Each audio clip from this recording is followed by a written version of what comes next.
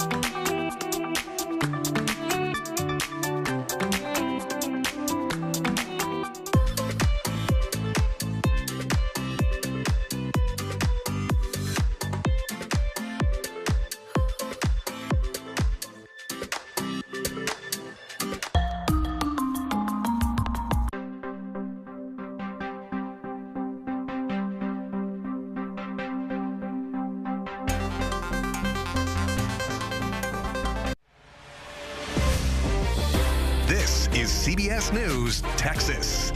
And today is Juneteenth, and thousands are expected to attend Dr. Opal Lee's annual Walk for Freedom. She's known, of course, as the grandmother of Juneteenth. And our Lacey Beasley this morning joins us from where the walk is set to happen in just a few hours over in Fort Worth. Lacey, good morning. Good morning, Carmen. Setup is already happening. We're hoping to have a press conference in the next 15-20 minutes with Dr. Opal Lee previewing the walk for today. Now, she's well known not only here in Fort Worth, where she's from, but nationwide. She famously stood next to President Joe Biden back in 2021 as he signed Juneteenth as a federal holiday. And today, this walk is to gain attention for Juneteenth. Now, here's some video of what it looks like in years past.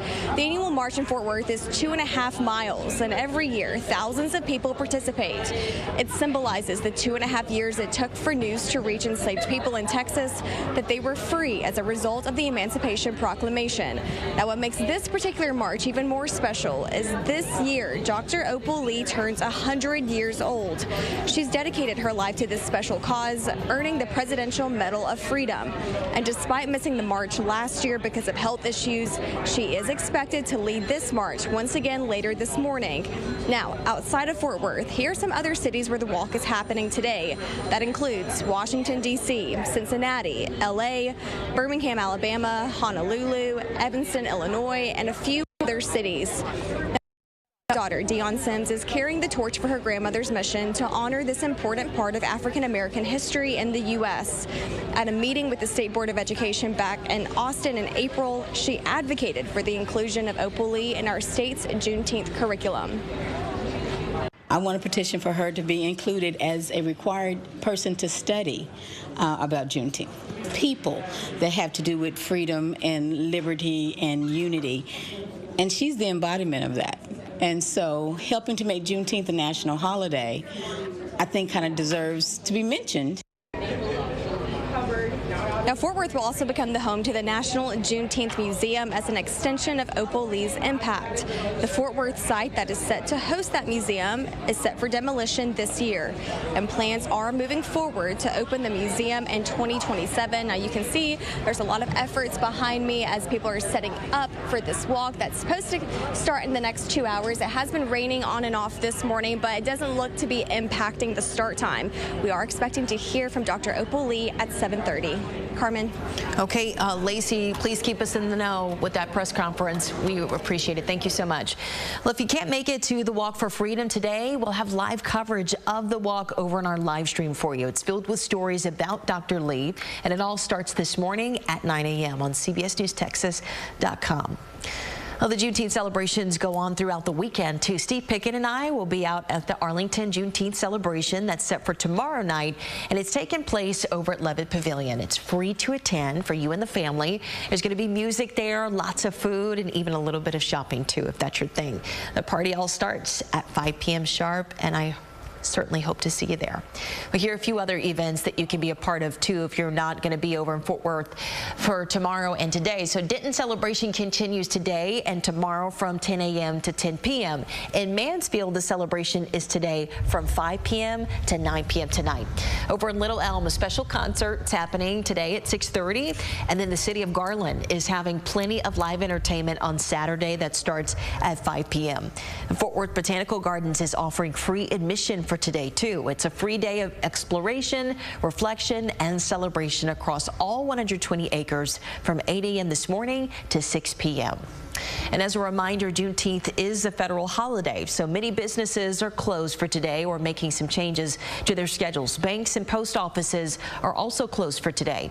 And at Tarrant County, Trinity Metro trains will be operating on a modified schedule, so riders are encouraged to please plan ahead. Well, there wasn't any World Cup matches in North Texas for Thursday, but the big game last night brought lots of fans over to Sundance Square in Fort Worth, and the place was packed for Mexico versus Korea Republic. Mexico defeated Korea 1-0, and the match also drew in crowds so large at the fan festival that every single ticket was taken, and the place was completely packed out. Take a look.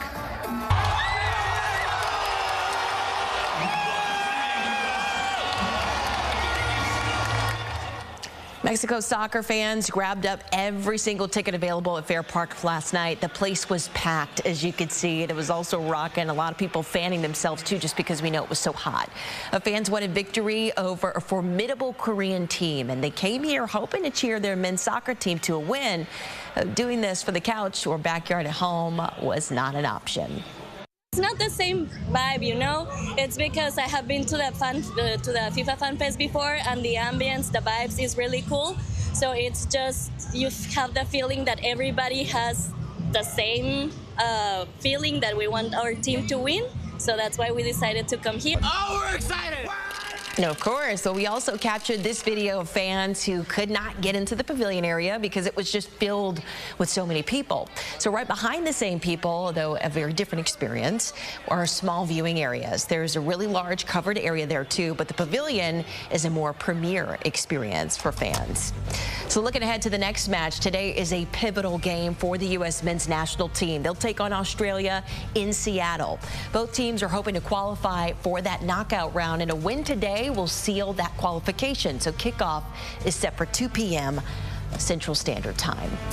I got another huge game locally in just a matter of a few days. Lionel Messi and the defending champs Argentina will take on Austria on Monday over at Dallas Stadium in Arlington. Winner of that match also advances to the knockout stage as well. Well, a tough update to bring to you this morning. A man who was caught in a trench collapse under an apartment building late this afternoon, or yesterday afternoon that is, has died. Dallas Fire Rescue says workers were digging a tunnel under an apartment complex in northwest Dallas. As they were digging there, the tunnel collapsed on their workers. A 29-year-old man there, officials say. Rescue crews had to cut through a concrete foundation and then remove 3 feet of dirt just to get him out. DASHA is now investigating. OSHA is now investigating.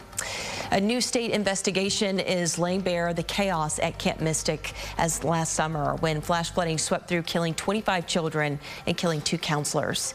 The 115-page report concluded Camp Mystic did not have adequate emergency plans and the staff there available were not properly trained. Camp leaders also did not adequately prepare for the storm, nor did they evacuate in a timely manner.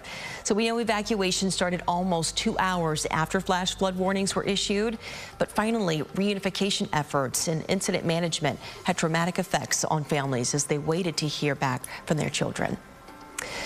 Well, the flooding happening overnight almost 1 year ago as 2 victims still have not yet been found. We've reached out to Camp Mystic for a response, but no response yet. Camp Mystic leaders have already said that they will not reopen that camp for this summer. Parts of Texas have seen flooding recently because of storms, so Texans on mission are stepping up just to help. Today, teams are rolling out to Waco. They say at least 45 homes there have been impacted by recent heavy rains, so volunteer teams are helping people clean out their homes. This includes removing all wet sheetrock, flooring, and even furniture, as well as disinfecting those homes so that they can become sanitary once again.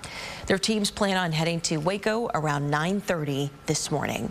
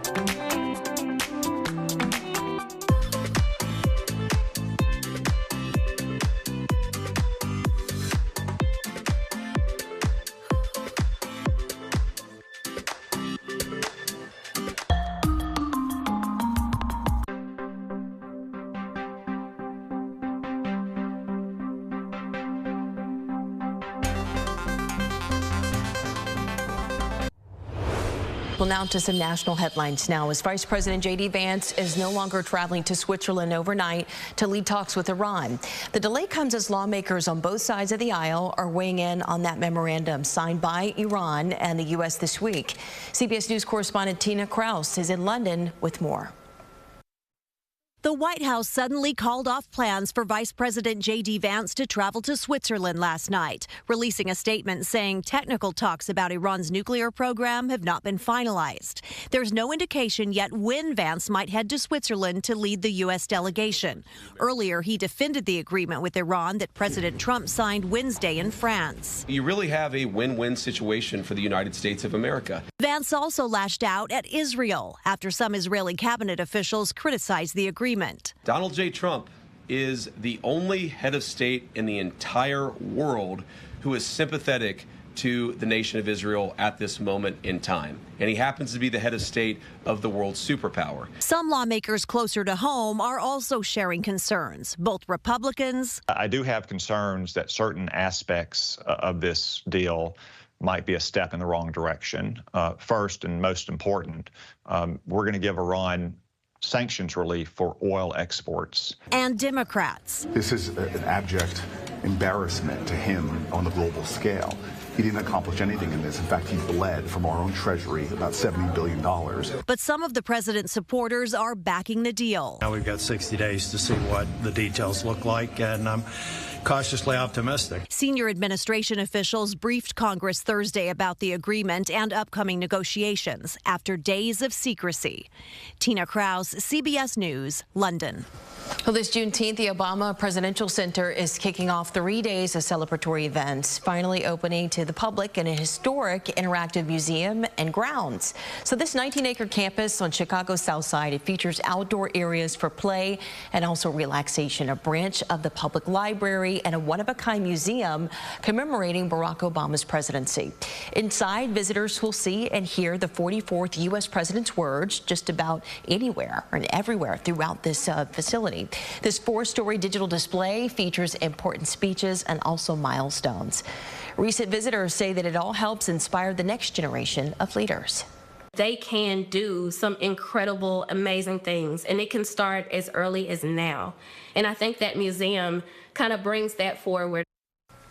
Outside on the sprawling grounds, it's about community gathering and so much fun.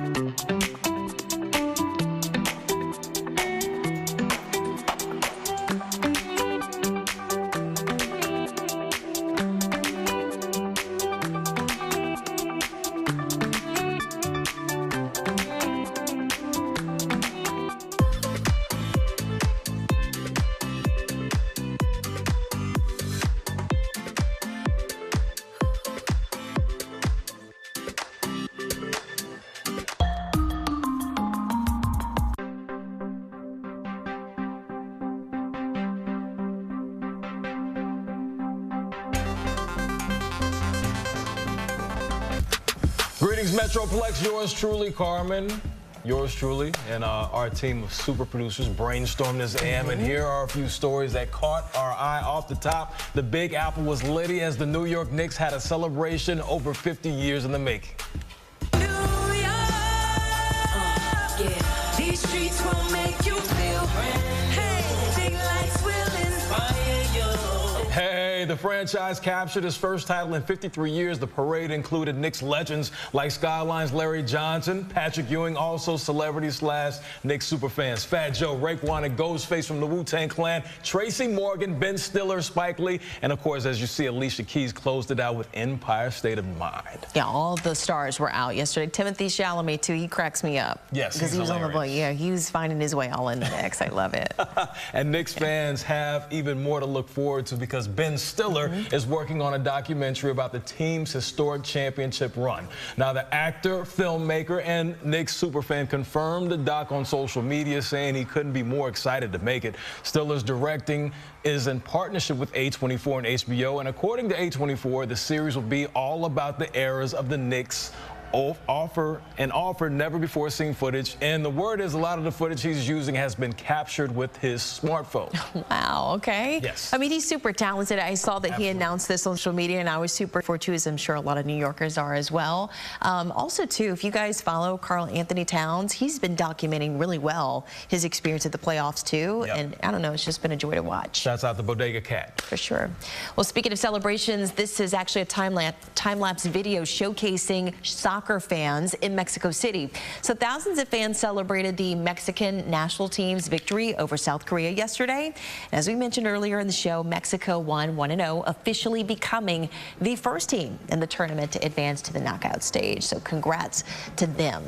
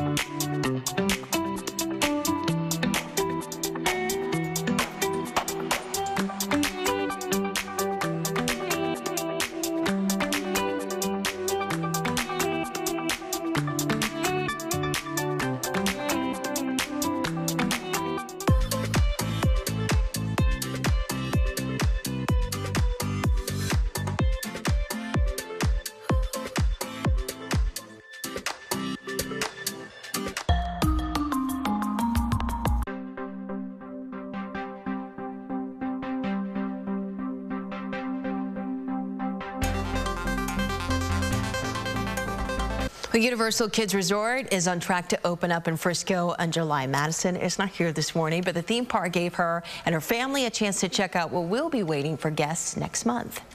I'm here at the brand new Universal theme park, which is specifically designed for kids ages 3 to 8 years old. And since this place is all about kids, I thought, who better to explore it than my own kids? So I've got Charles, my son, and his 2 cousins. Are y'all ready to go explore? Okay, let's go. Come on, guys. We built this for you, and you are going to watch your kids have the best time of their life because they get to be themselves.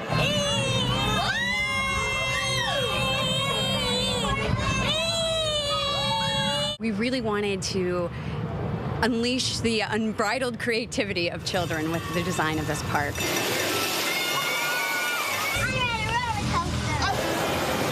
Play, discovery, imagination. Why do we have to go down the first one? There's something for everyone in this park. SpongeBob SquarePants. Yeah! Oh my God, this is amazing!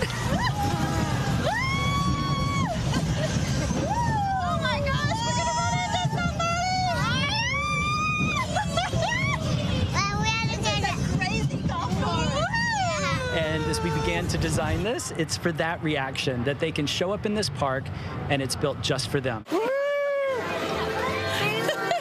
That's what kids want. Do you want dinosaur bites? Yeah, dinosaur bites, please. They want to have something to eat. Yummy in my tummy. And they want to do it all over again. We're so excited to bring this kids resort to Frisco, Texas. It's a great place to raise a family. Oh my goodness, that was so much fun. And it's a great place for us to build our park. And I promise you, all the parents out there, you're going to love it.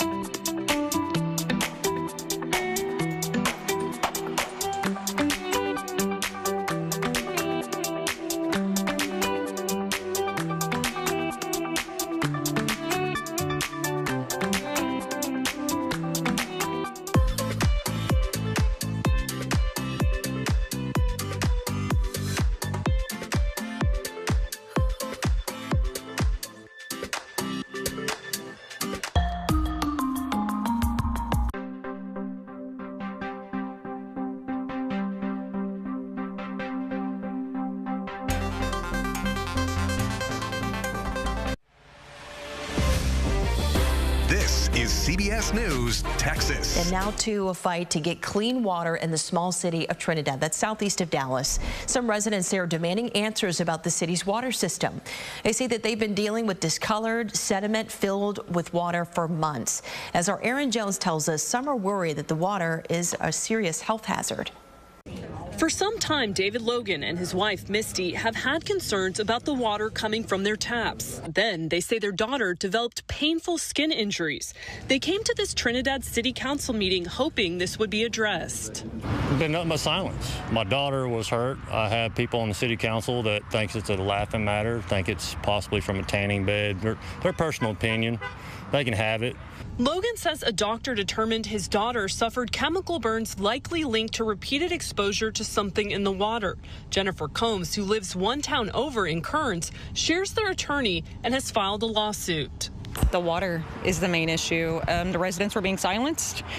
I got involved because a 70-year-old-ish, I don't know her exact age, woman was basically bullied online and her post was taken down, and all she was asking for was where she could find water to be donated to her. Combs says at the center of this was the former Trinidad Police Chief, Charles Gregory. So the police chief took my post, took a screenshot of it, posted it on the police department's page, and made a big long speech about inciting the public in a panic. Combs says she was arrested on a felony charge of making a false alarm or report and went to jail for 23 hours. That charge was later dropped. Then the city's police chief resigned. Last month, she filed a lawsuit. It's against the police department and it's against the council members and the city of Trinidad.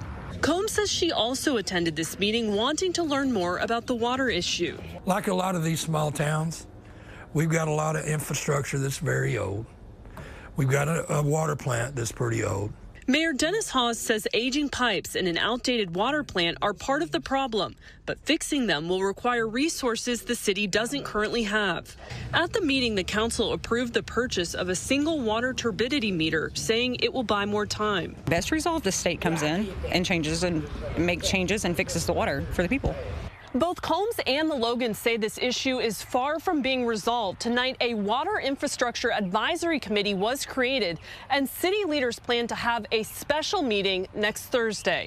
In Trinidad tonight, Aaron Jones, CBS News, Texas. Aaron, thank you. Well, CBS News Texas did reach out to all city council members and the city's administrator to ask them about the ongoing water issues, but after numerous emails, no one has replied to any of our requests for comment so far.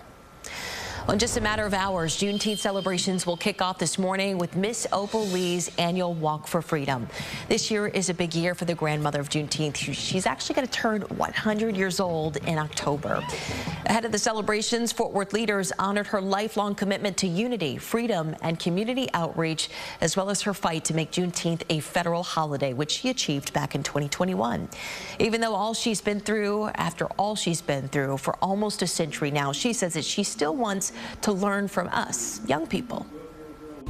And I want you to know, I don't think I know everything. And teach me, if you will. I'd appreciate it. And we'll be seeing each other. Well, hopefully you'll see her today for the Walk for Freedom kicking off at Rogers Square over in Fort Worth. If you can't make it out there, we'll have live coverage of the walk on our CBS News Texas stream filled with stories about Dr. Lee, and it all starts this morning at 9 a.m. on cbsnewstexas.com. Well, time is now 5:36, so let's get a quick look at some more headlines that we're following for you this morning.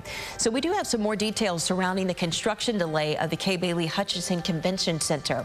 Visit Dallas CEO Craig Davis says that the city has lost $1.5 million every single month in anticipated hotel tax revenue. That's due to the closure, which was expected through 2029. But Dallas City Manager Kimberly Tolbert says that another redesign of the project is now on the table. That would cost taxpayers an additional $597 million and push the project's expected completion date from 2029 into 2030 or beyond. So far, the delay has forced 9 events to move and potentially 30 more to do the same in 2030. Also this morning, a quick update on the New World screwworm. The USDA confirms that the case count has increased now to 12. The first case was detected on June 3rd, and sterile flies are being used to combat the parasite. And this week, the USDA announced that it's awarding $105 million to 40 different projects that will help eradicate the pest. Some of that money will also go to the University of Texas at Arlington as they work on smart trap technology and surveillance. And some good news ahead of the summertime travel. For the first time since March 30th, the average price of a gallon of regular unleaded gas across the U.S. is now less than $4. According to AAA, the statewide average for a gallon of gas is about $3.48. Tarrant County averages around $3.45, and then Dallas County averages around $3.40 a gallon. Well, there wasn't a FIFA match in North Texas on Thursday, but FIFA celebrations were jam-packed as fans watched Mexico take on South Korea. Mexico defeated South Korea 1-0 and now secures their spot in the knockout stage. The match drew in crowds that were so large at the fan festival that they took every single ticket available and basically packed the whole place out. Across DFW, Mexican culture was on full display during that match too. So photojournalist Yuli Romero takes us to the packed watch party over at Sundance Square.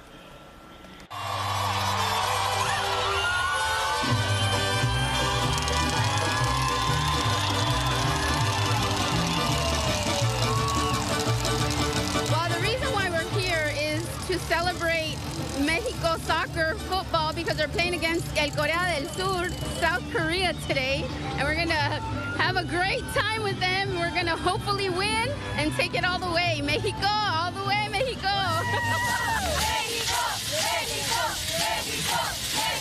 Wanted to see how the crowd was like. There's a lot of people showing up for the game. And I love our culture too, so I'm so excited to see our country being represented here in the World Cup.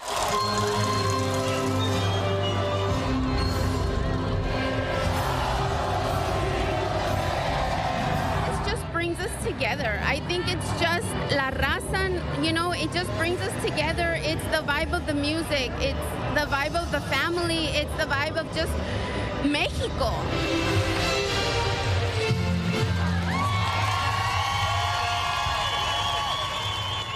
It's so good to see so much pride here in North Texas. So later today, it's a pivotal game for the U.S. men's national team. They'll take on Australia in Seattle. They were seen practicing yesterday as they look to go 2-0 in that tournament. Both teams are hoping to qualify, though, for the knockout round, and a win will seal that qualification. So kickoff is set for 2 p.m. our time, Central Standard Time. We've got another huge game locally in the coming days, though. Lionel Messi and the defending champs of Argentina will take on Austria on Monday at Dallas Stadium in Arlington. The winner of that match also advances to the knockout stage.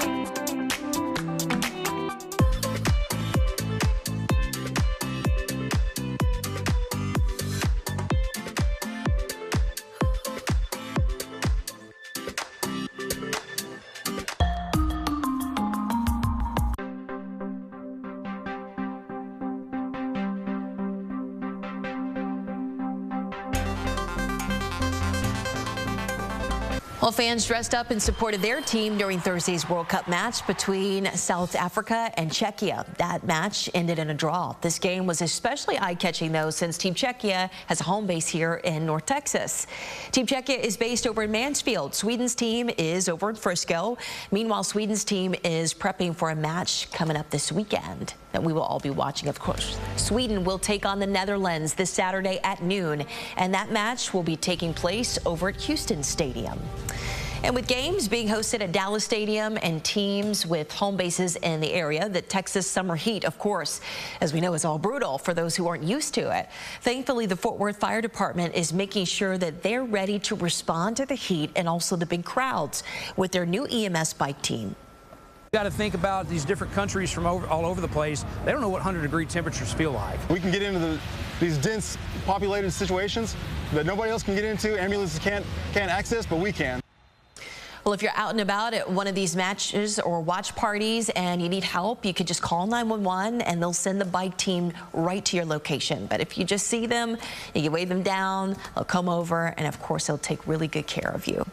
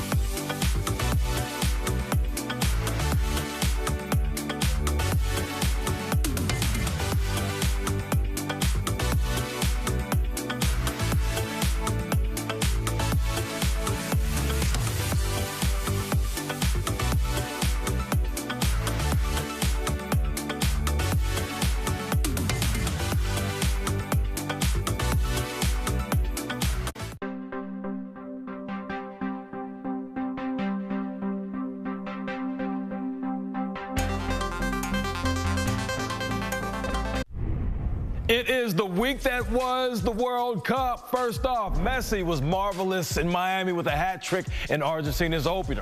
Mbappe broke France's all-time goal-scoring record, notching his 58th.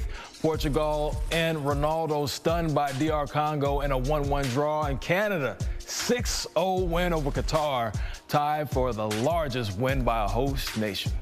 And Mexico's win over South Korea clinches a spot for Mexico in the knockout stage, winning 1-0 over South Korea. Of course, baby, you are now rocking with the best. The action was electric at Dallas Stadium.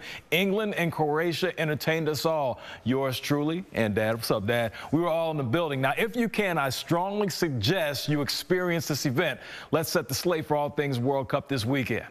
One, is the U.S. men's national team legit? That is the question. Some analysts suggest this is the best squad ever assembled. Their play versus Paraguay only added more ammunition. Two, is this team for real even if Christian Pulisic doesn't play or isn't 100%? We get one step closer to finding out as the home team faces the Aussies later today. All eyes on three. Cowboys, Cowboys, Cowboys. 3 times for GP3 showing up at OTAs. Meanwhile, MVS, a.k.a. Marquez Valdez-Scantling, has turned heads, taking reps with the first team. Ryan Flanoy has also demanded attention as a pass catcher. Another thing to keep an eye on, the battle at left tackle, Tyler Guyton versus Nate Thomas, got a little spicy when rookie Malachi Lawrence beat Guyton for a sack against the first team. So the pressure is officially on. That said, things are a little different from where they were last season, especially when it comes to Christian Parker. I can't wait to play real football or as close to real football when we get to training camp. And I would say the talking from Christian Parker is a little different than what we had last year, and so the guys feed off of it in a good way, and it's you guys are beginning to figure out his personality and in a good way. But it's been fun to watch him stir up CD and George and Dak and those guys, and I think we're in a really good spot. Shotty's been great with his communication style. Will McClay and the Joneses when we were going through the draft process. So everything has been great in terms of the communication and very clear expectations of what I need to do and what the staff needs to do. Little break till July till we see the Cowboys again in the NBA draft. It's just a few days away. The Mavs pick 9th, 30th, and late in the second round. So we'll see what happens. Maybe they can find another diamond in the rough like they did Jalen Brunson a couple of years ago. Yeah, that's true. Oh my gosh, yeah, Let's not even talk about it. We're going to rehash old wounds. Okay, you're right. Okay, well, always on schedule. You know, Ro Parrish, he's here with us on Mondays and Fridays right here on CBS News Texas Mornings. I'll be right back. It's 6:53 now.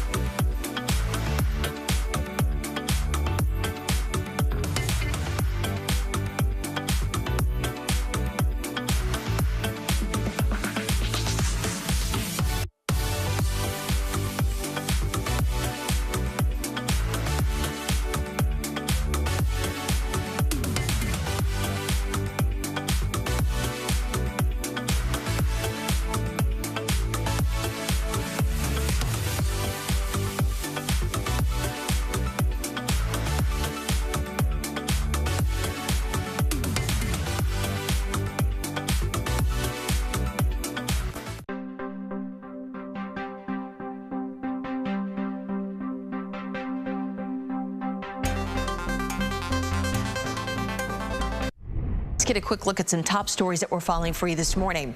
The White House says that plans for Vice President J.D. Vance to fly to Switzerland to help kickstart talks with Iran were called off. The spokesperson cited logistical issues for the talks and said that the U.S. delegation, led by Vance, has been prepared to depart at the first available opportunity. The two sides plan to hold 60 days of negotiations on the fate of Iran's nuclear program under the framework of the Memorandum of Understanding both countries signed this week. Luigi Mangione's legal team says that it is withdrawing a psychiatric defense in his New York State murder trial. It comes one day now after telling the court the defense would be used. Mangione's defense team had argued that he was suffering an extreme emotional disturbance when he allegedly shot and killed United Healthcare CEO Brian Thompson back in 2024. And if you do go to a national park this Juneteenth, make sure that you have your wallet handy. June 19th is no longer one of the National Park Service's fee-free days. Last December, the NPS announced that it was taking Juneteenth and Martin Luther King Jr. Day off of its list of free entry dates. This came following an executive order from President Donald Trump that made changes to the parks, including ordering gift shops to take out items that back DEI programs. So Waymo is pulling almost 4,000 of its robo-taxis off of the roadways now. That's according to the National Highway Traffic Safety Administration. The self-driving software in these vehicles were not able to recognize construction zones and ramp closures. Officials say that there were several instances in San Francisco and also in Phoenix where the robo-taxis drove into those zones that were closed, posing a potential crash hazard. And a new phone is taking users way back now to a time when there were no smartphones to dominate our lives. The 80s tech company Commodore will release a flip phone, the callback 8020. It's still compatible with most Android apps except social media. It will be available later this year, but there's already a wait list. Get this, for $100 of the $500 price tag.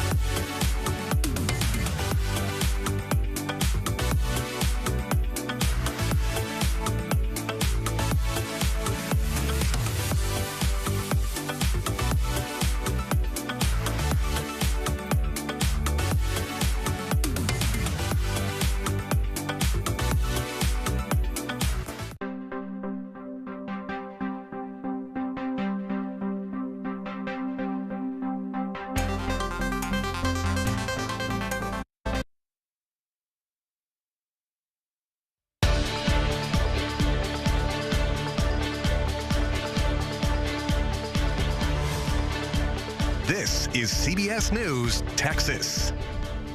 Right now, Opal Lee's Walk for Freedom is about to begin over in Fort Worth. The annual event, it commemorates Juneteenth, the end of slavery in the United States, and honors Dr. Opal Lee for her work to make it a federal holiday.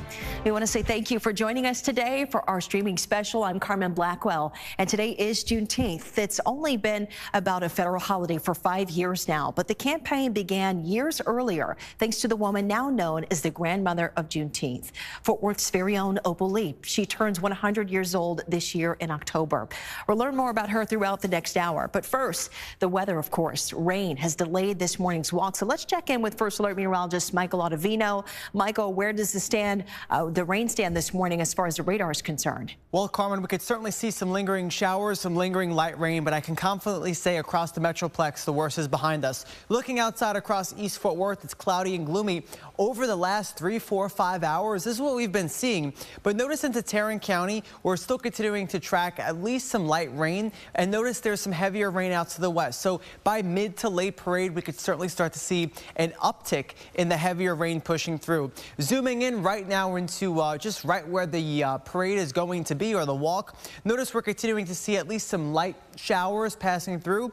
A steady rain. If you're heading to the parade, please be sure to pack the rain gear, bring the poncho, because a lot of the heavier rain is out to the east, but overall I'm still expecting at least some more moderate showers to pass through, I think, by the middle half of the parade. It's been such a wet morning. Area wide, we've picked up anywhere from about 2 to as much as 5 inches of rain in such a short amount of time. That's why we've been seeing the widespread flooding concerns.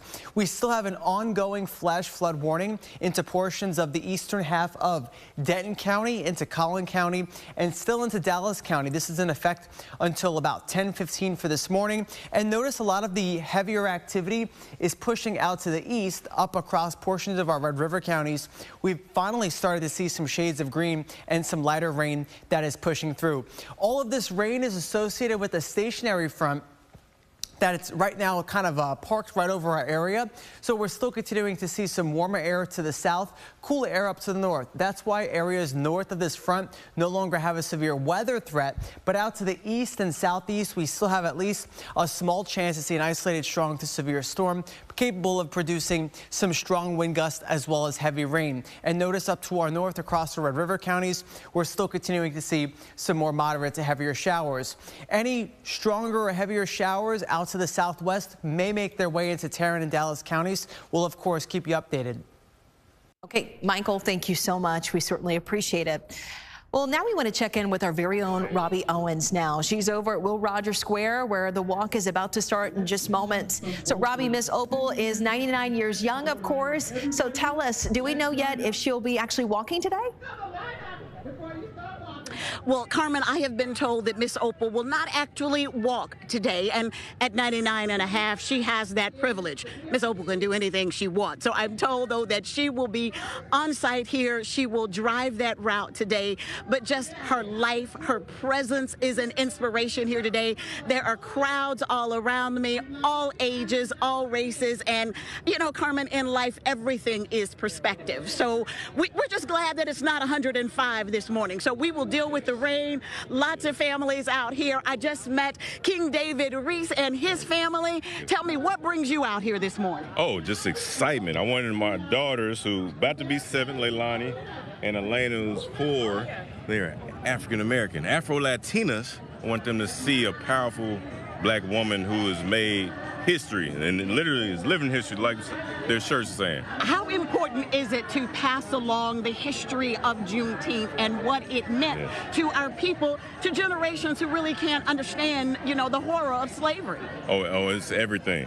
I'm still explaining to people who are outside of Texas what Juneteenth is all about. So I said I can't keep educating everybody else and not make sure my own daughters are witnessing living history themselves, so they can pass it along. They can educate their classmates and whatnot, and their friends. It's raining, but does it still feel like a party out here today? Oh yeah, I was surprised. Even more people showed up than I thought. I think it's because, like you said, it wasn't 105. People came out the rain. It's like, okay, we get a break. Thank you, Lord. Cool us off. Last question. What do you think? What can you say about Miss Opal Lee?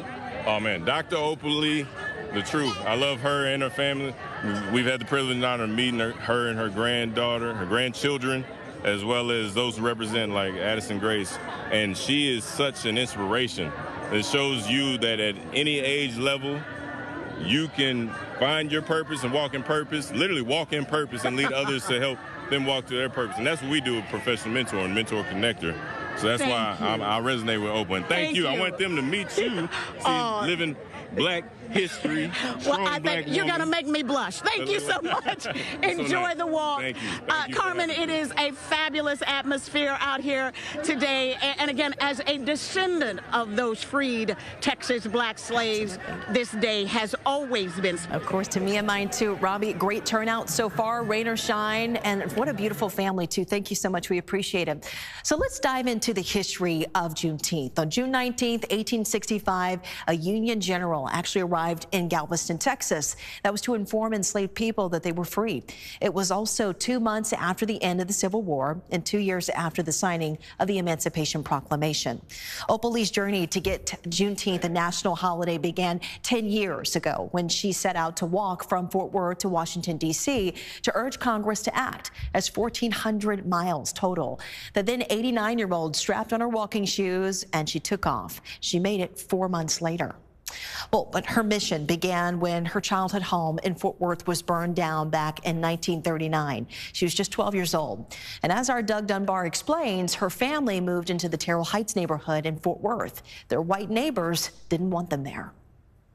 My parents bought a house in a neighborhood that was all white. My mom had it fixed up so nice. After just days of living in their new home just south of Fort Worth, Opal Lee and her family were harassed by an all-white mob, reported to be 500 strong. My parents sent us to friends several blocks away. Miss Lee says the mob threw rocks at the house for days as her father sat inside, rifle in hand, while law enforcement simply watched. When whites began to gather across the street, there were policemen from Fort Worth and county people. Lee's father had armed himself to protect his family, but it was the very protectors of the city, Lee says, that told him he'd better not use it. And he had a rifle. And the police officer said, if you bust a cap, we'll let that mob have you. Opal Lee's father never pulled the trigger, but the mob did. They burned down Opal Lee's childhood home that once stood here at the corner of East Annie Street and New York Avenue because they were black. Those people tore that place apart. They burned the furniture and everything else on the 19th of June. A defining moment in one life that has fueled a lifelong passion to simply be seen as equal. If we could just get people to understand that none of us are free until all of us are free. Well, years after her walk to D.C., Lee got her wish. The House and Senate actually passed a bill recognizing Juneteenth as a federal holiday. And our Aaron Jones was there to catch her reaction. Her entire life, 94-year-old Opal Lee has celebrated Juneteenth. The bill is passed.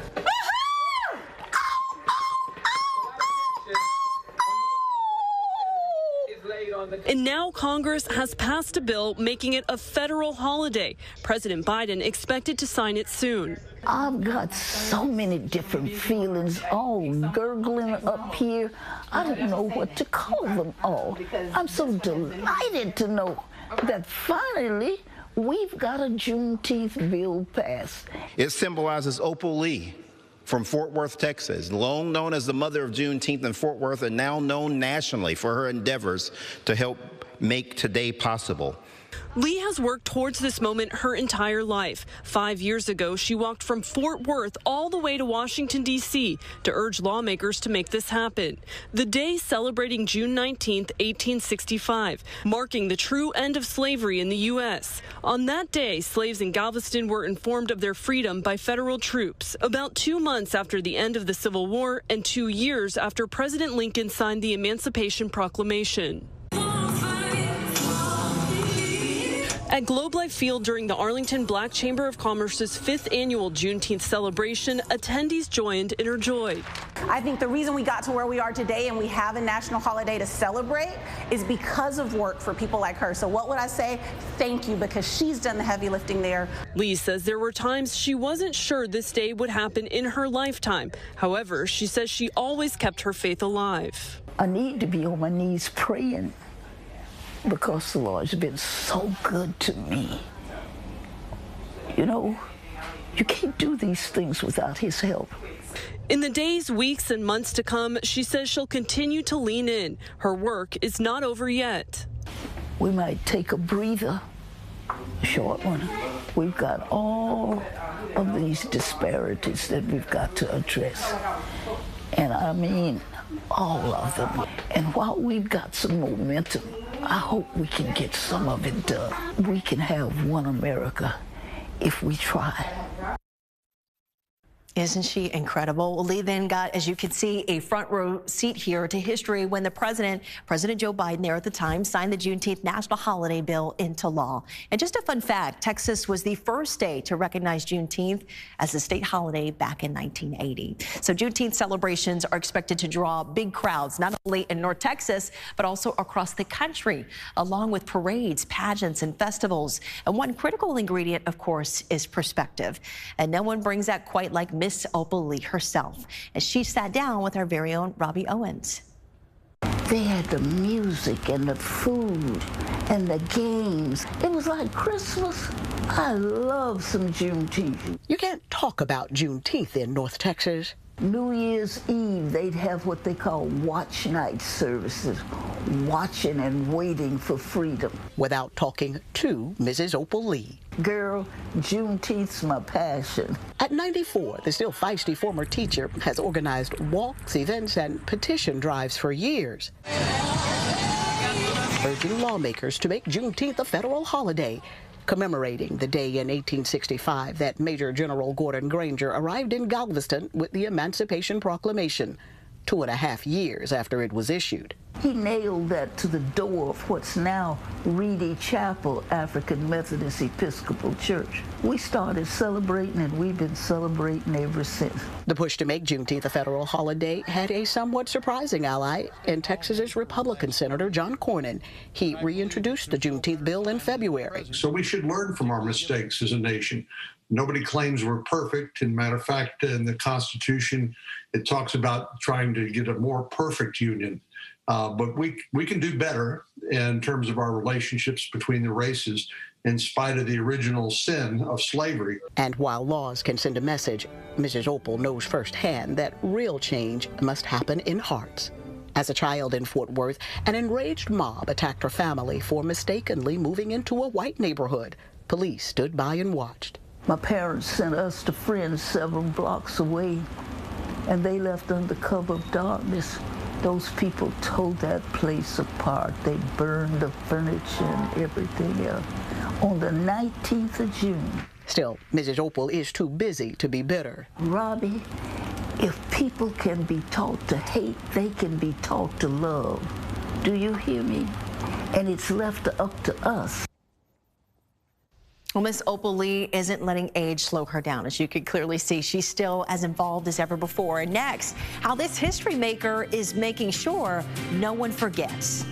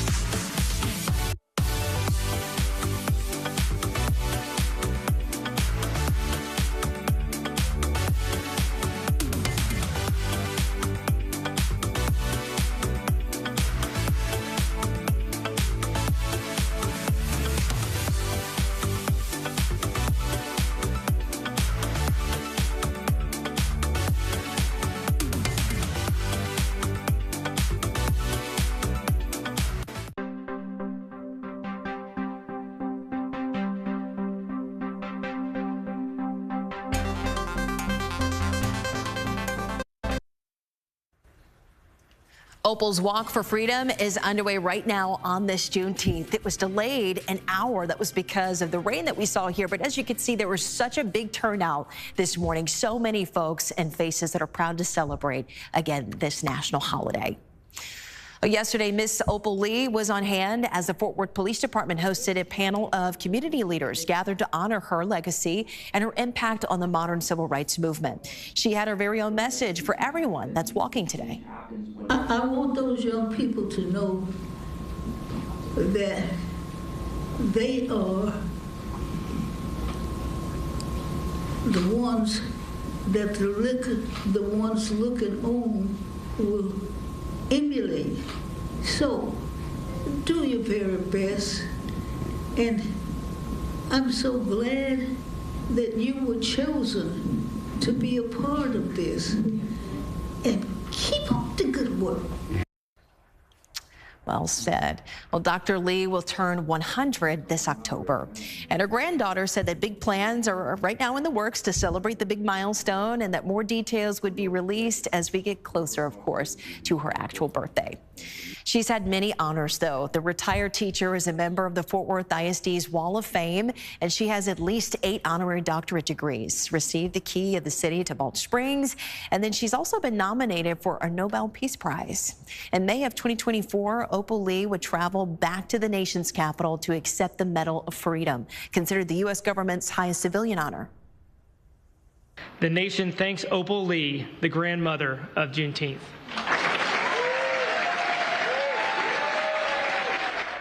So this medal is presented to individuals just like Miss Opal Lee to recognize their lifetime of significant achievements in the arts, public service, science, or other fields as well.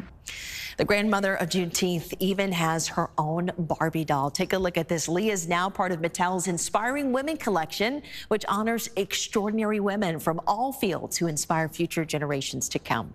The doll wears a signature look for Lee's annual Opal's Walk for Freedom, including white joggers, sneakers, and a custom T-shirt just for her. As if she's not busy enough, of course, Opal Lee is taking the lead to open a National Juneteenth Museum over in Fort Worth. Demolition of the Southside Community Center is now set for this fall, and crews will then begin building that museum on that site located on East Rosedale Street.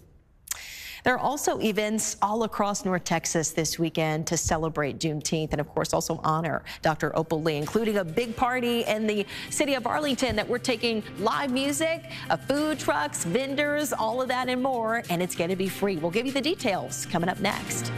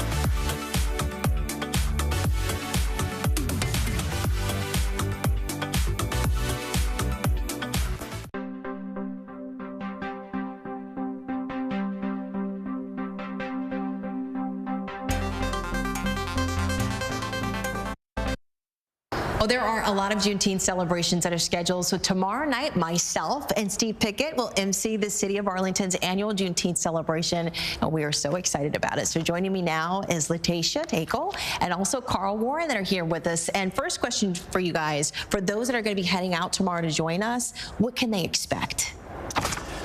You want to go first? Excitement, fun, just a lot of music, dance. It's an experience. Exactly. Right. It's definitely a very good experience. Food too, shopping too, I hear. Yeah. Shopping, local businesses are participating, so lots of dance, a lot of community. Of course. Yes. It's really all about the community, of course, is the focus too, and again, the holiday too itself. So Levitt Pavilion, as we know, is such a cool space. So what suggestion are any families, or what should we say, what suggestion for any families should they bring for the evening? We also know it's going to be hot too. So yeah, so what's nice about the Levitt is the parking. Exactly. Yeah. Parking's easy. And if for those who's coming out, bring your lawn chairs. Right. We're going to be offering water and that kind of stuff, but you can also bring your fans too. I mean, fans, your blankets. and also your beverages too, if you wanted to drink. Yeah. That out, and you have that out on the lawn. So it makes it easy for everyone. But also we're going to have vendors and we're going to have food, so they don't have to worry about bringing food. We're going to have all that out there for them. Of course. So you guys are going to supply everything with the goods. So what time does everything kick off tomorrow? Where exactly is Levitt Pavilion for those of us that have no idea where that is in Fort Worth? Yeah, Levitt, Arlington is downtown Arlington, across from City Hall, about 1.5 miles from the entertainment district, right outside of UT Arlington, which is amazing. And you can, again, park pretty much everywhere around Arlington downtown free. So that's really nice. They can come out, what we call doors, but hello, we're an open lawn, so what is doors? Yeah. 5 o'clock, the vendors are ready to go. Okay. Come 6 o'clock, we'll start all the stage performances and music. That's where the real fun and the celebration will kick off. Carl, this question is for you specifically, speaking of Levitt. So not only are you a Levitt board member too, but you're also a Phi Beta Sigma member too as well. Yes. So tell us why they're involved in this event, of course, and why it's so important to put on an event like this. This is important because it brings culture to the community. Yeah. It can give the community and the Arlington area, people that live in this area, an opportunity to get out and see something that they have never seen before. And it gives you the opportunity to celebrate Juneteenth and everything that goes along with Juneteenth. We get a chance to celebrate those. Yeah, and some people just think that Juneteenth is just now a federal holiday, but it's so much more than that. Exactly, exactly. You know, while everybody's Juneteenth is going on today, we're having ours tomorrow because we saved the best for last. Of course. Yeah. I think you said that earlier. You don't think I forgot that. That's a really good way to put it. It's going to be a lot. It's going to be a lot of fun. We're going into our 5th year. Okay. This is our 5th Juneteenth celebration, and each year is getting better and it's getting bigger. And we're just trying to make it a fun event for everyone to come out and enjoy. And I think you have to be there to see it. Yeah, and you're encouraging the whole family to come out too. Exactly. Bring the kids too. Bring the kids. Bring your lawn chairs. Bring your coolers. Just come out and have a good time. Really quickly again, one more time, what time's everything kicking off? And tell us where it's going to be. Yeah, you got, okay, so Nadia Week, she's out of Mansfield, Texas, a 12-year-old powerhouse R&B is going to kick us off. Then we go into brand new funk out of Dallas. They are hitting North Texas like crazy. And then we're going to end the night with For Your Soul Band, and they're a Fort Worth Funky Town favorite. We're going to be dancing, partying. It's for the families, and that's what Levitt does, brings people together through music and with great partners like Pi Beta Sigma, and just the community. Everyone is welcome. Absolutely. Yeah. Letitia, Carl, thank you both so much. Again, we want you to join myself and also Steve Pickett tomorrow night. Again, the party starts at 5 p.m. sharp, and of course, we love free. It's going to be free, okay? Yes. We will be right back with more.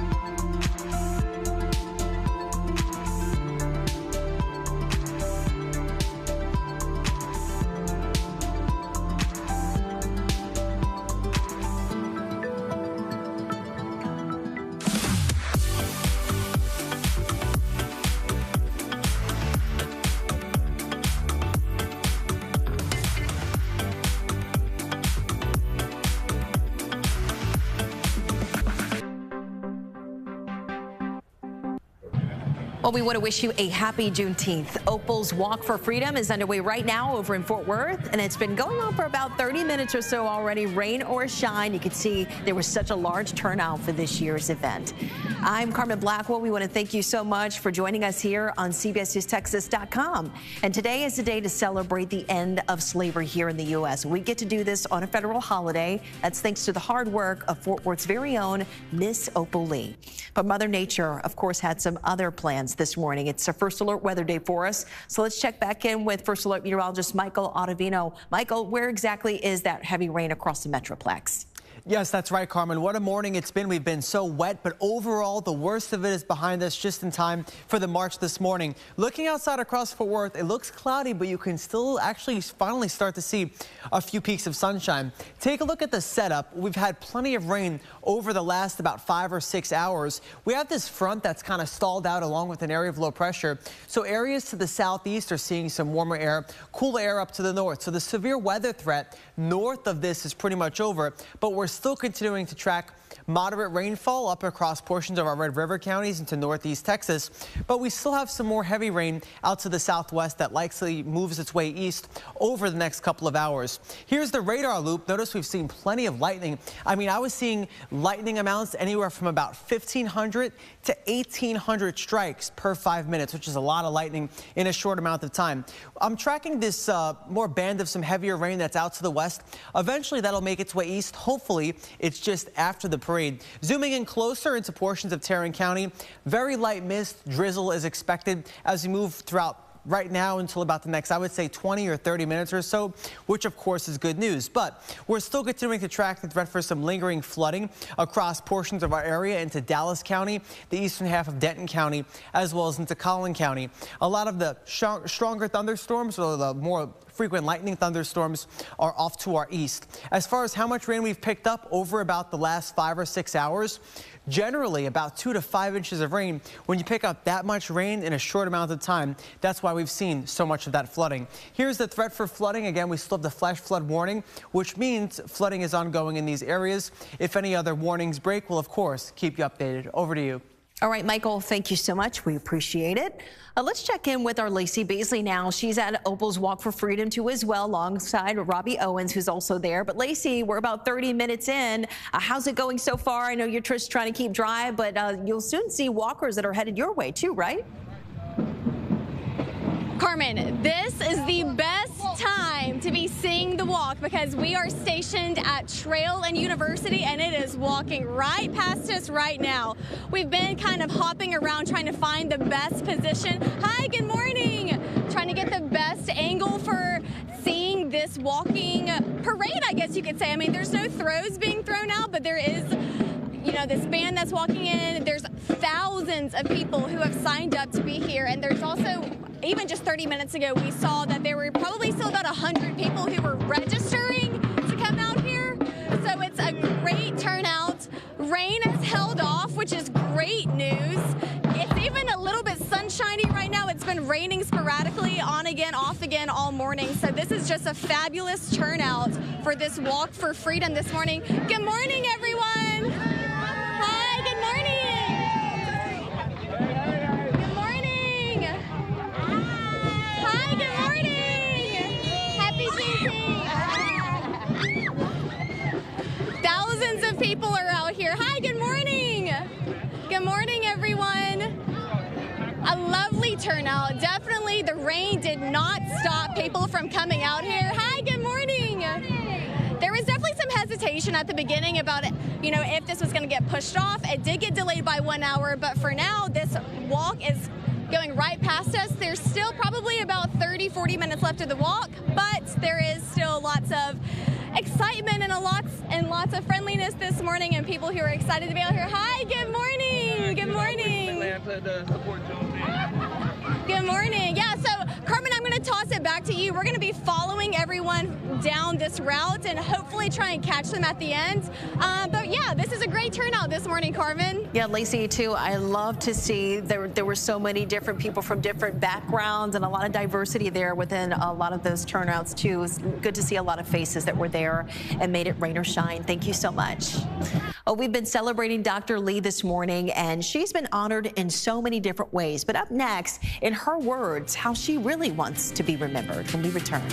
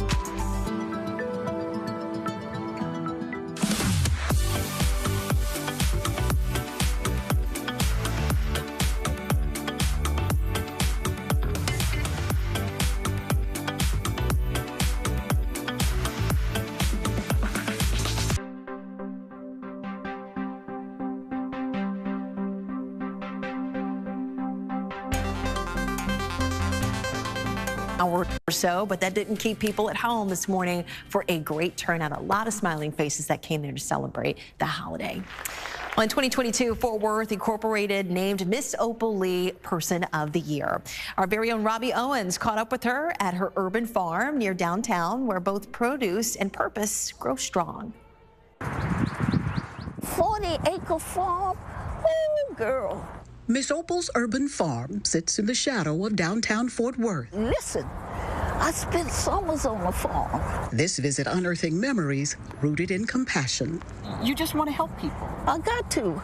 I mean, it's part of my DNA. My grandfather would bring people to my grandmother and tell her to put them to work, find some food.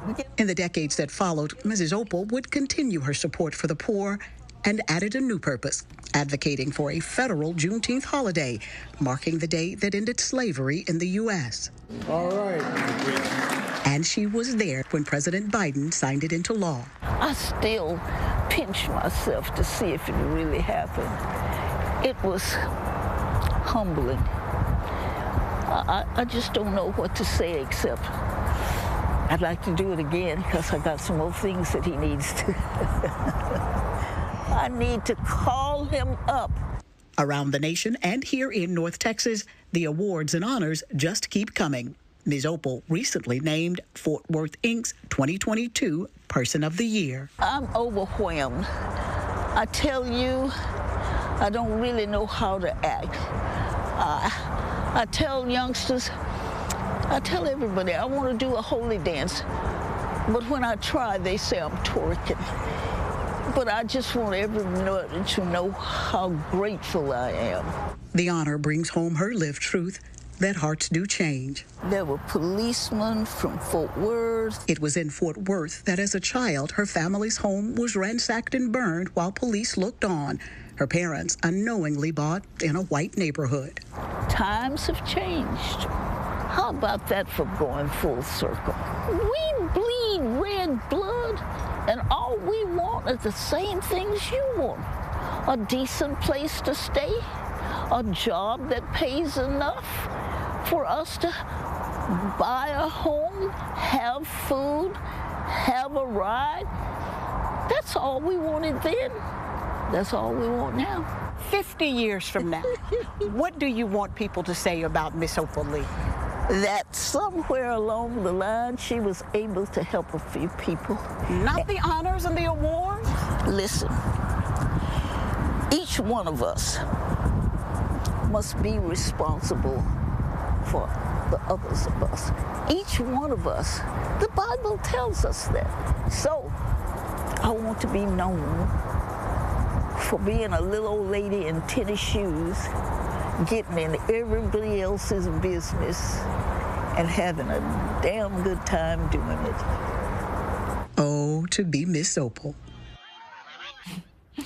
Well, Miss Opal Lee goes back to where it all started and the journey to her new Fort Worth home coming up next.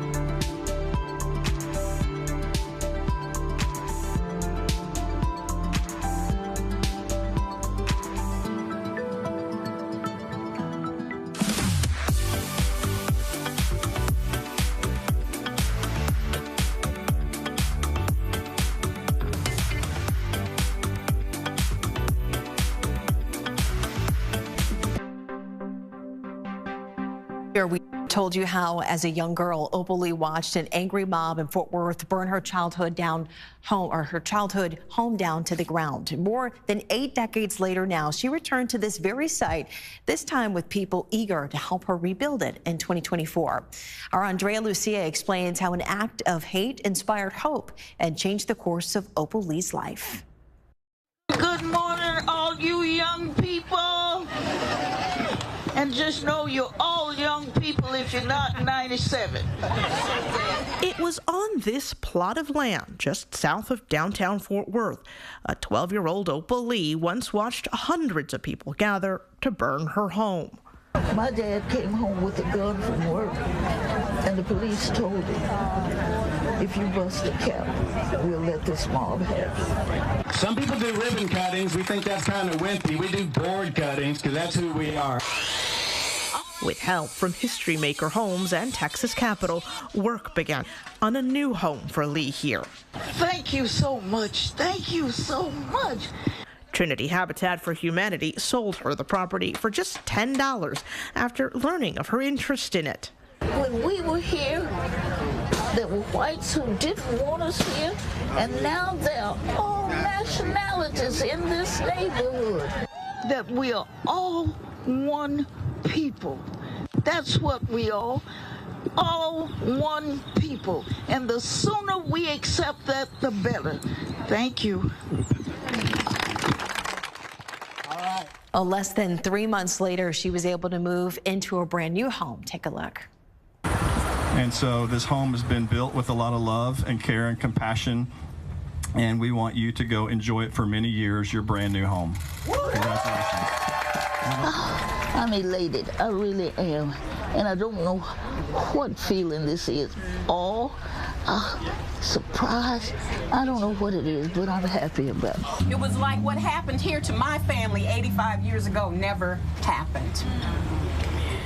But 85 years ago, a family lived here. All we wanted in this neighborhood was to get to know everybody else. And if there were children, I never did find out. We wouldn't be going to the school, the same school. But I knew that wasn't going to be true in that day and time. But just to know that there might have been children that we could have played with, that we might have known their families. We just wanted to be good neighbors. This picture isn't just a welcome home picture, Dr. Lee. It's a testament to the power of collective action.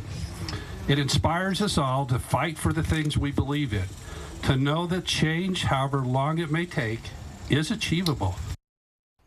Well, Miss Opal's Walk for Freedom is happening right now over in Fort Worth. So coming up after the break, we'll take you back out there live and all the fun this morning.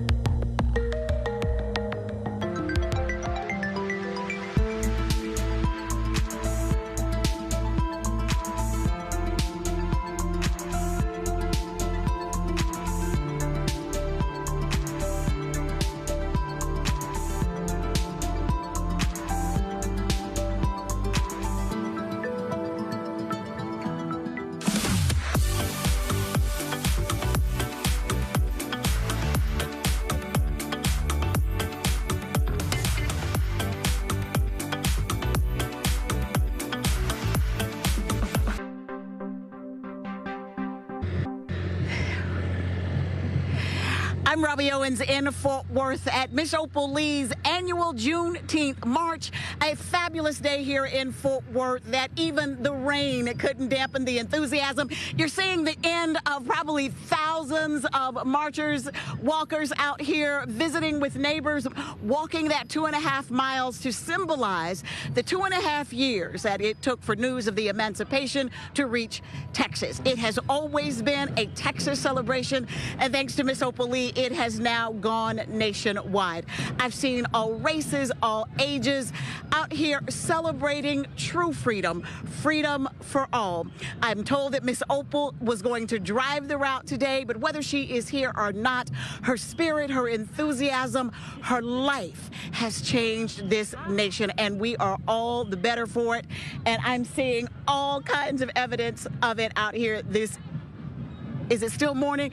Out here this morning. It has been a fabulous day here in Fort Worth. Simultaneous walks are happening across the nation in honor of Juneteenth for so many reasons. Rain or not, it has been a truly, truly fabulous morning here in Fort Worth. We'll, of course, have a lot more for you in our news later on today. We'll be back after this.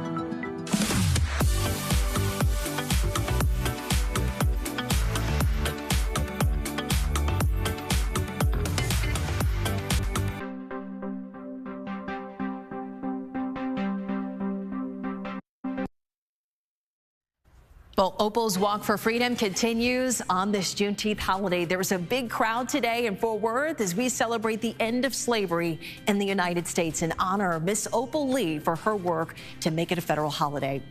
We want to say thank you so much for joining us for this celebrating hour of Miss Opal Lee and her journey to getting Juneteenth declared a federal holiday. As we end this program, we give Miss Lee the last word about the significance of Juneteenth.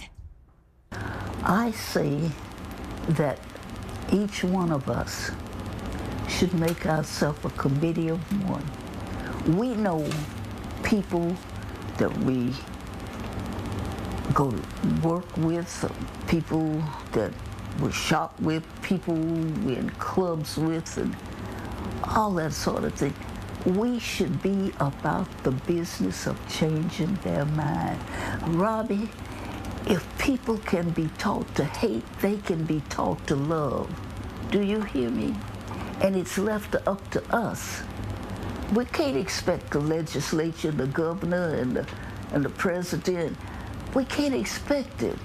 It's our responsibility to make this thing equal. And it's not at this point in time.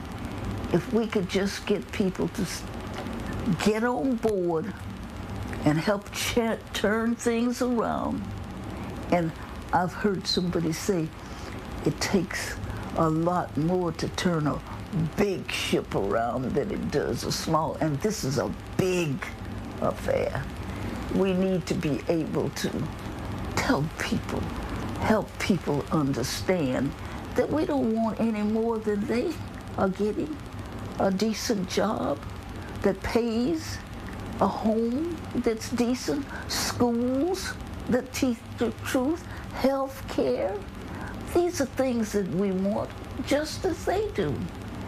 And I don't know why you think you should deny it to me, and you've got it. I want some of it, and enough is enough.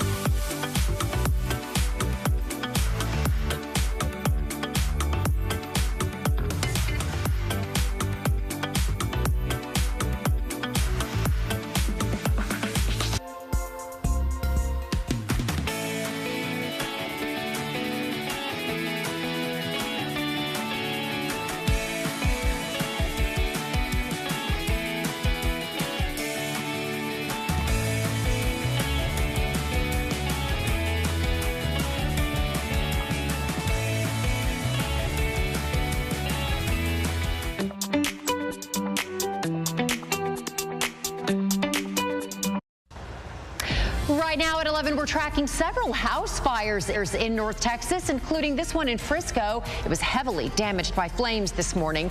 Heavy rains caused severe flooding in Dallas. This car got stuck in high water earlier this morning. And of course, all of this is in fact affecting the Juneteenth holiday. Opal Lee's Walk for Freedom kicked off an hour ago. The rain delayed the start. We've got a live report from our Lacey Beasley coming up. Good morning. Thank you for joining us for CBS News Texas at 11. I'm Karen Borda. We are dealing with the aftermath of strong and severe storms this morning. In Collin County, this home was heavily damaged by fire. You can see the roof is damaged. The windows are broken. Crews are on the scene assessing the damage. It's not clear if this was caused by a lightning strike, but the fire did happen during the storms this morning. In Dallas, more than 2 inches of rain fell during the morning commute, and you can see the result of what happened here. We captured someone stalled in high water on Northwest Highway at Turtle Creek Boulevard. That person inside was able to get out safely. And thunderstorms are also affecting travel. This is a live look at DFW Airport. There was a ground stop at both DFW and Love Field for hours this morning due to the weather. Hundreds of flights have either been canceled or delayed. It is a first alert weather day because of those strong storms, and we are not done yet.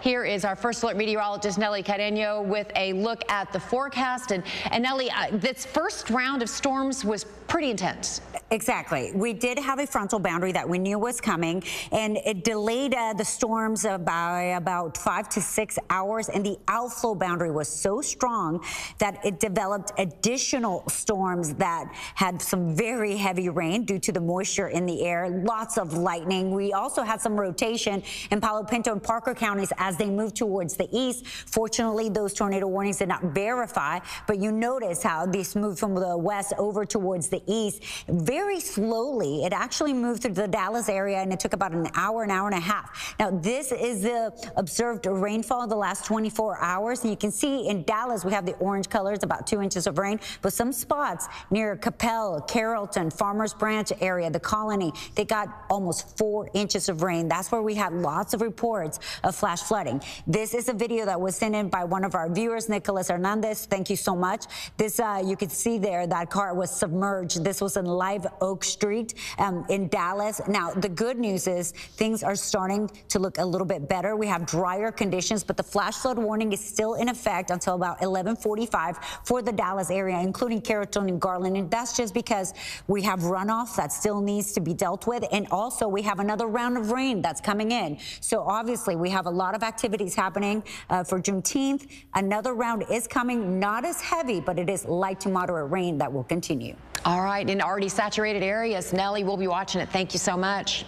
Well, the rain couldn't stop Opal Lee's Walk for Freedom in Fort Worth this morning, but it did delay the start. Our Lacey Beasley is live at the walk. So, Lacey, how are things going? Hey Karen, we're catching the tail end of the walk right now. We've been all along the route, and you can see off into the distance, this is the bulk of the crowd that's heading towards us. But thousands of people came out today. The rain held off beautifully all morning, which was nice. Now, this did get delayed by an hour. It was originally supposed to start at 9. It did get pushed back to 10. Still, thousands of people came out. I've seen Chief Eddie Garcia with the Fort Worth Police Department. He's out here. I've seen James Tallarico. He is also out here. There is a large presence from the community who came out. We also do know, there's Eddie Garcia right there. He's running off to the side right now. He was speaking earlier this morning at a press conference for Dr. Opal Lee. Now, she is famously known as the grandmother of Juneteenth, very well known not only here in Fort Worth where she lives, but nationwide. And you can see the support that she's garnered throughout the years. This walk is not only happening here in Fort Worth, it's nationwide. There's other locations that's also hosting walks today. Washington, D.C. This is also happening in LA. This is happening in my hometown of Birmingham, Alabama. This is happening everywhere this morning. So, hi, good morning. Hey, Chief, how are you? Good. Beautiful weather this morning. I mean, it's been a little overcast, but hey, I think the benefit of it is it's not 100 degrees right now. It actually feels really nice. I'd say, I mean, probably like 70s or so, but it's been a nice morning, not having super big humidity, and the weather's held off really nice. So we have marching bands off and to the side. This is the bulk of the crowd coming behind me. It's now getting loud, but Karen, it's been a great morning. Hi, good morning. Hi, celebrating Juneteenth. A great turnout. Everyone's been so kind and so friendly. But yeah, it's been a great morning. I'm going to toss it back to you, Karen. All right, have fun out there, Lacey. It looks like a great time. Well, and the Juneteenth celebrations go on through the weekend. Our Steve Pickett and Carmen Blackwell are going to be out at Arlington's free Juneteenth celebration tomorrow night at Levitt Pavilion. There's going to be music and food and even a little shopping. The party starts at 5. If you can't make it to Arlington's celebration, there are plenty more happening. Denton's two-day celebration runs from 10 a.m. to 10 p.m. Mansfield's is from 5 to 9 p.m. today. In Little Elm, there's going to be a special concert tonight at 6:30. Tomorrow, the city of Garland is going to have plenty of live entertainment starting at 5 p.m. And the Fort Worth Botanic Garden is offering free admission today. As a reminder, Juneteenth is a federal holiday, so many businesses are closed or are making changes. Banks and post offices are closed today. In Tarrant County, Trinity Metro Trains is going to be operating on a modified schedule. Riders are encouraged to plan ahead. This Juneteenth, the Obama Presidential Center is kicking off 3 days of celebratory events, finally opening to the public a historic interactive museum and grounds. CBS's Jackie Kostick is there with a preview and shows the story of some youngsters who got a sneak peek. After a star-studded grand opening ceremony here at the Obama Presidential Center, today is all about the public. The $850 million facility will officially open its doors to visitors. And we got a chance to catch up with some lucky youngsters who got a sneak peek. Girl Scouts in this Nashville troop got an early scoop on the Obama Presidential Center, visiting during a recent trip to Chicago. I feel like we all took it all in when we came in. This 19-acre campus on Chicago's South Side features outdoor areas for play and relaxation, a branch of the public library, and a one-of-a-kind museum commemorating Barack Obama's presidency. You're going to have fun, you're going to learn, you're going to see yourself in the stories that we tell. Inside, visitors will see and hear the 44th U.S. president's words just about everywhere. This 4-story digital display features important speeches and milestones. The work of democracy has always been hard. Guests can sit at the president's desk in a full-size replica of the Oval Office. And of course, there's the former First Lady's wardrobe. Michelle Obama's dresses. She always knew how to put on an outfit. This interactive We the People exhibit lets visitors add their name to the screen, each dot representing one person in the larger image. And at the very top, the Sky Room, with sweeping views of the city framed by words from Obama's speech commemorating the Selma to Montgomery marches. Troop leaders say it all helps inspire the next generation of leaders. They can do some incredible, amazing things, and it can start as early as now. And I think that museum kind of brings that forward. Now, one thing that you won't find in the Obama Presidential Center is a physical library archive with all of the thousands of presidential documents. Those have all been made digital, so now they can be accessed all over the world. Now, the organizers here at the OPC really hope that folks come, they get inspired, and they bring that change back to their communities. In Chicago, Jackie Kostick, CBS News. Still ahead, why today is a big day for the men's national team and screwworm cases continue to rise. What we're learning this morning. Your CBS Texas Primetime lineup is sponsored by Health Spring Medicare Plans. Put a spring in your step.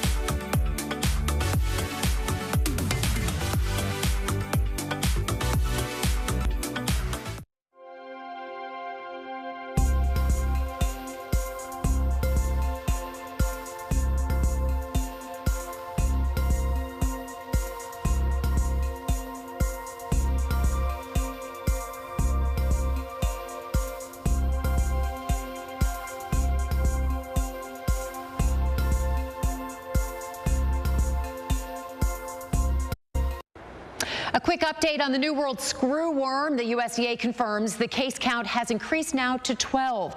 The first case was detected on June 3rd. Sterile flies are being used to combat the parasite, and this week the USDA announced it's awarding $105 million to 40 different projects that'll help eradicate the pest. Some of that money will go to the University of Texas at Arlington as they work on smart trap technology and surveillance. Today is a pivotal game for the U.S. men's national team. They take on Australia in Seattle. Both teams are hoping to qualify for the knockout round, and a win today will seal that qualification. Kickoff is set for 2 p.m. Coming up, there is now uncertainty over the agreement between the U.S. and Iran. We take a look at the sticking points this morning, and a little bit later, get ready for some summer fun at the Universal Kids Resort in Frisco. We're showing you all that the new theme park has to offer.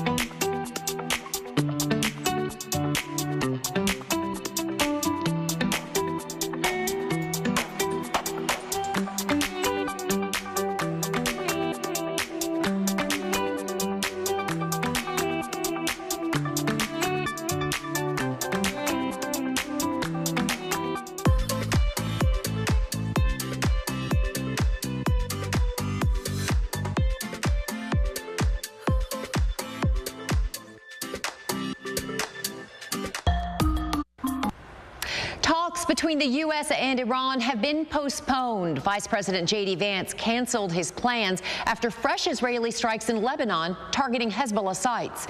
Natalie Brand is monitoring the changing developments. Smoke rose over southern Lebanon Friday after what's considered the deadliest attack there since the tentative deal between the U.S. and Iran was reached. Lebanon's health ministry says at least 18 people were killed in Israeli strikes. Israel says 4 of its soldiers were also killed. Diplomatic sources tell CBS News Qatar, the U.S. and Iran mediated a ceasefire now in effect between Israel and Hezbollah.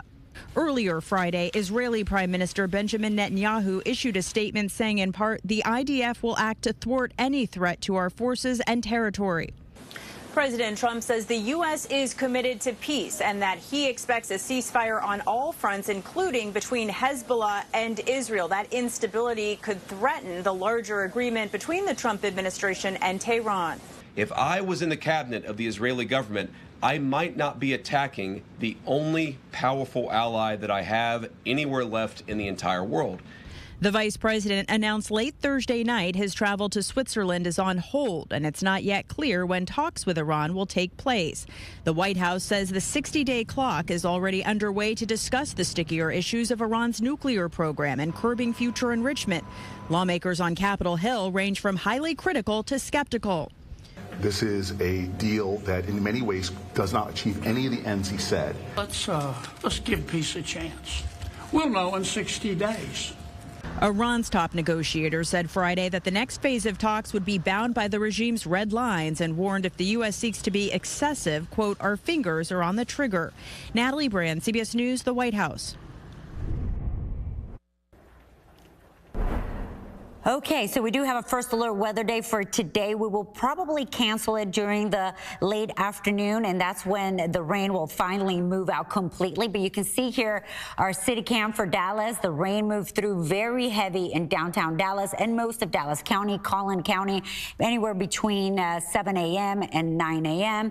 And now it is moving towards the east, but we're not done with the rain. Notice there is a secondary batch. Now, these are the main storms. The first one, so much lightning, more than 1,800 lightning strikes for 5 minutes. So really an incredible amount of energy. The wind really wasn't the biggest threat. The flash flooding was and is, because they have extended the flash flood warning for Dallas until around 11:45 noontime. And after that, they will expire it. And the reason is we got so much rain in northern areas of Dallas County into parts of Collin County that they still have a lot of runoff. And then we have that secondary batch. Now, the secondary batch that is moving into most of North Texas right now is light to moderate rain, but it's already, the ground is saturated. It can barely keep up with the amount of rain. Now, here is downtown Dallas. Notice here's Farmers Branch, the Colony Valley Ranch area. This whole area got anywhere between 2 to 4 inches of rain. So lots of rain. And then other places like Fort Worth didn't get that much. So the storms moved through.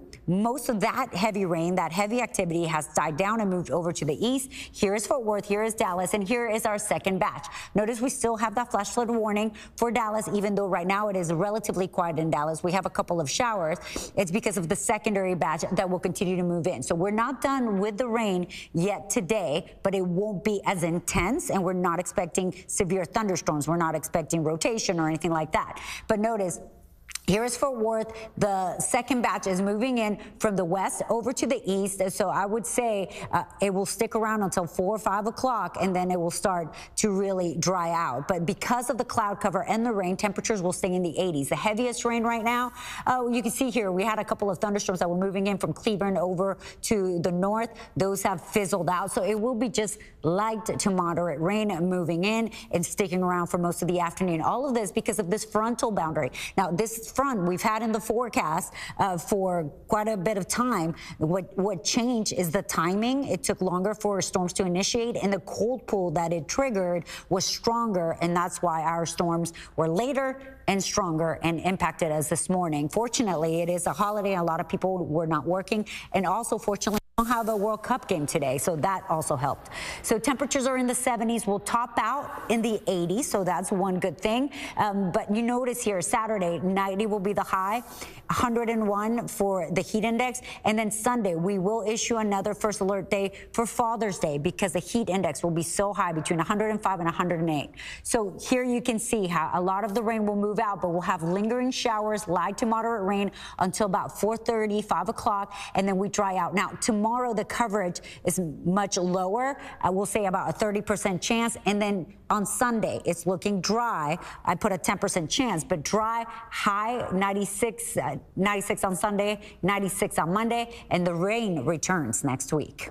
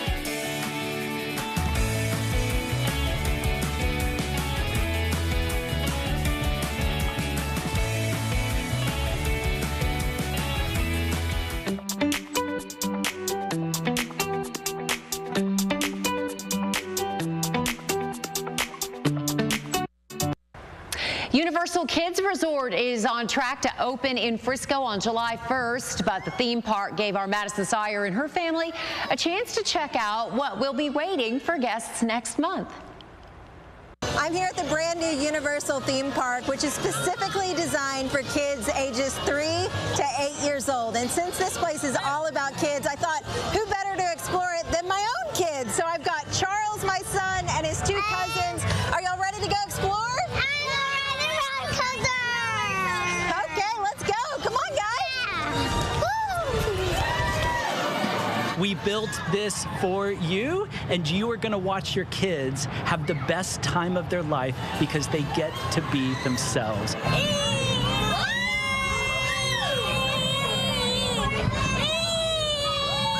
We really wanted to unleash the unbridled creativity of children with the design of this park.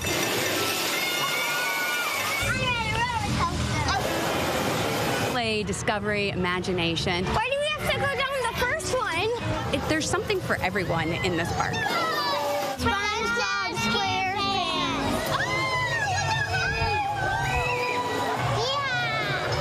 Oh my God, this is amazing!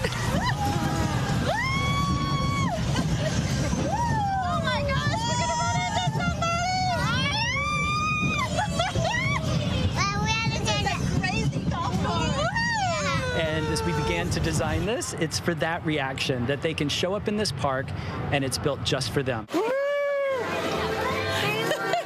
That's what kids want. Do you want dinosaur bites?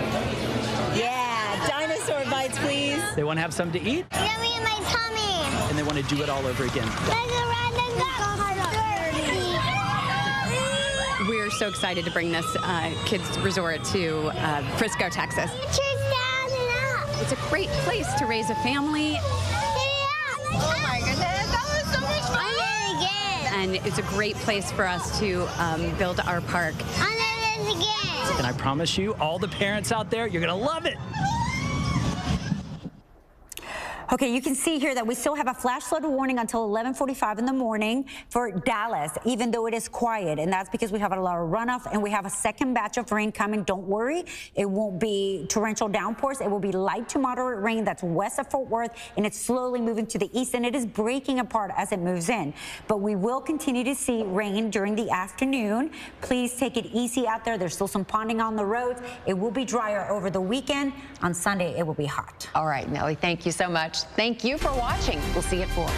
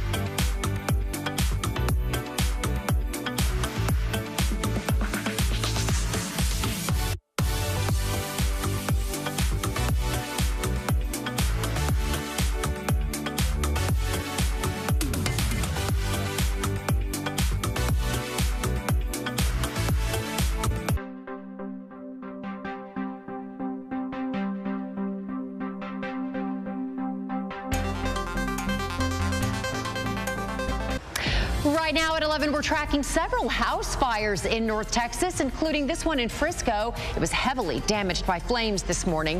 Heavy rains caused severe flooding in Dallas. This car got stuck in high water earlier this morning. And of course, all of this is in fact affecting the Juneteenth holiday. Opal Lee's Walk for Freedom kicked off an hour ago. The rain delayed the start. We've got a live report from our Lacey Beasley coming up. Good morning. Thank you for joining us for CBS News Texas at 11. I'm Karen Borda. We are dealing with the aftermath of strong and severe storms this morning. In Collin County, this home was heavily damaged by fire. You can see the roof is damaged. The windows are broken. Crews are on the scene assessing the damage. It's not clear if this was caused by a lightning strike, but the fire did happen during the storms this morning. In Dallas, more than 2 inches of rain fell during the morning commute, and you can see the result of what happened here. We captured someone stalled in high water on Northwest Highway at Turtle Creek Boulevard. That person inside was able to get out safely. And thunderstorms are also affecting travel. This is a live look at DFW Airport. There was a ground stop at both DFW and Love Field for hours this morning due to the weather. Hundreds of flights have either been canceled or delayed. It is a first alert weather day because of those strong storms, and we are not done yet. Here is our first alert meteorologist, Nelly Carreño, with a look at the forecast. And Nelly, this first round of storms was pretty intense. Exactly. We did have a frontal boundary that we knew was coming, and it delayed the storms by about 5 to 6 hours, and the outflow boundary was so strong that it developed additional storms that had some very heavy rain due to the moisture in the air, lots of lightning. We also had some rotation in Palo Pinto and Parker counties as they moved towards the east. Fortunately, those tornado warnings did not verify, but you notice how these moved from the west over towards the east very slowly. It actually moved through the Dallas area, and it took about an hour and a half. Now, this is the observed rainfall the last 24 hours. And you can see in Dallas, we have the orange colors, about 2 inches of rain, but some spots near Capel, Carrollton, Farmers Branch area, the Colony, they got almost 4 inches of rain. That's where we had lots of reports of flash flooding. This is a video that was sent in by one of our viewers, Nicholas Hernandez. Thank you so much. This, you can see there, that car was submerged. This was in Live Oak Street in Dallas. Now, the good news is things are starting to look a little bit better. We have drier conditions, but the flash flood warning is still in effect until about 11:45 for the Dallas area, including Carrollton and Garland. And that's just because we have runoff that still needs to be dealt with. And also we have another round of rain that's coming in. So obviously we have a lot of activities happening for Juneteenth. Another round is coming, not as heavy, but it is light to moderate rain that will continue. All right, in already saturated areas, Nelly, we'll be watching it. Thank you so much. Well, the rain couldn't stop Opal Lee's Walk for Freedom in Fort Worth this morning, but it did delay the start. Our Lacey Beasley is live at the walk. So, Lacey, how are things going?